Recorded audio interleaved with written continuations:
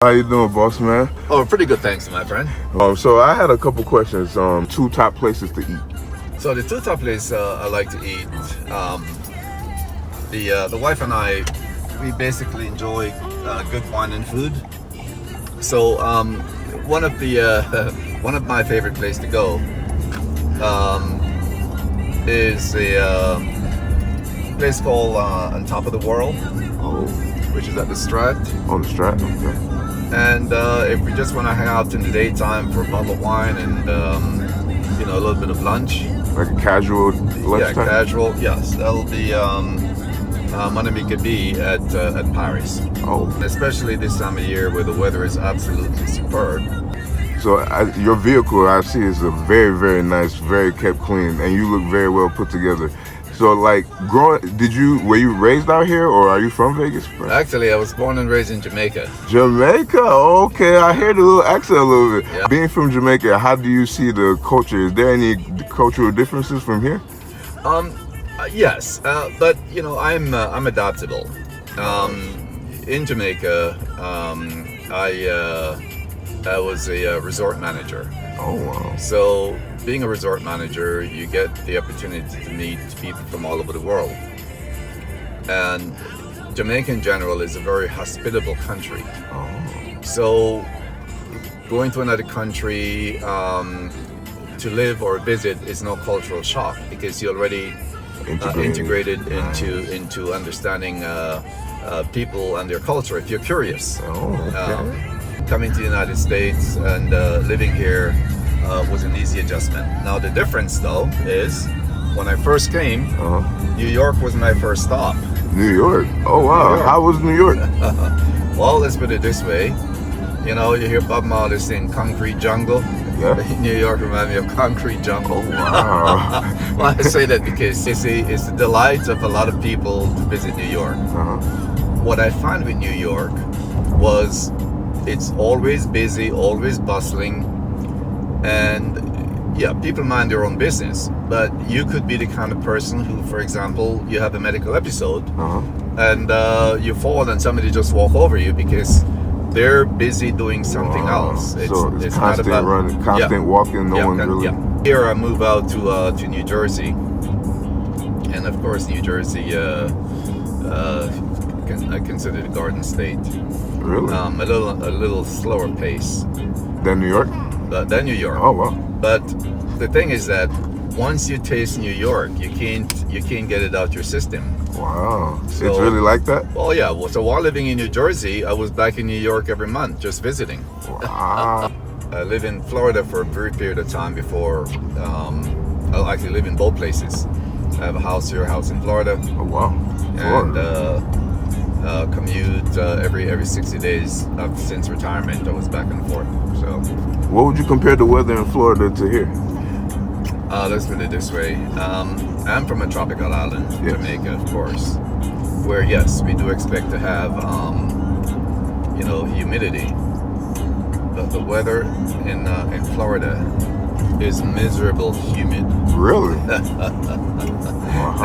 Now here in Vegas, of course, it does get very hot in the summertime, but this time of year, starting October through May, it's a place to be. The weather is just absolutely superb. Even in what we call winter, where you may have some days where the temperature reach freezing mark. I had a question about work ethic.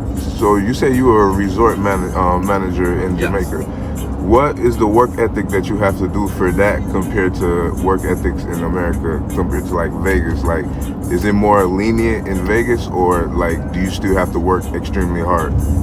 Well, in my opinion, it doesn't matter where you are. The question is, what do you want out of life? Whatever responsibility you have to consider it this way. Someone is paying me for my service. Right. My responsibility is to perform to the best of my ability. To earn that, I have to be at work, because if I'm not, I'll be screwing over the boss discovering with my coworker. Right. Therefore, I got to be there. If I'm a direct customer service, my customer also rely on the fact that I'm gonna be there. So would you consider like driving Uber a way of like networking with customers as well? Oh, absolutely. After retirement, I got up one morning and I after about a month or two, I got up and I said, well, this came to retirement. I need people. And of course, Uber was my next step, and so here I am. I'm not an introvert, and so I could not just stare at, just look at the sky for nothing. I got to be with people. So being in Vegas, like if you had to talk to your younger self, what advice would you give them? Basically, what I would say is. And I use the same thing, the same advice in Jamaica. This is a city that everybody comes. Try to find your niche to get the best out of it, and enjoy what someone else enjoys slowly. You cannot be a party. You cannot be a partier, right, because you will not be your best self.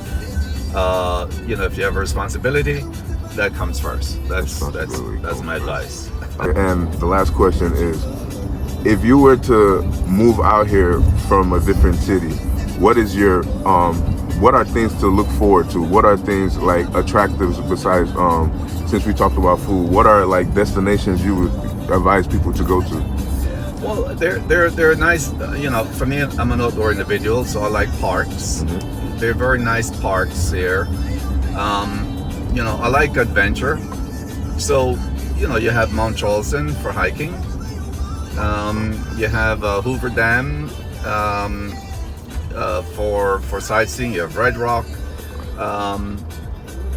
You have, if you like the trail, there's a lot of trail here in Las Vegas. Those are things I do. Something outside of the strip, something outside of the casino. Well, thank you so much, Sarah. It was great talking to you. I hope you have a great day and appreciate the ride. Thank you, my pleasure.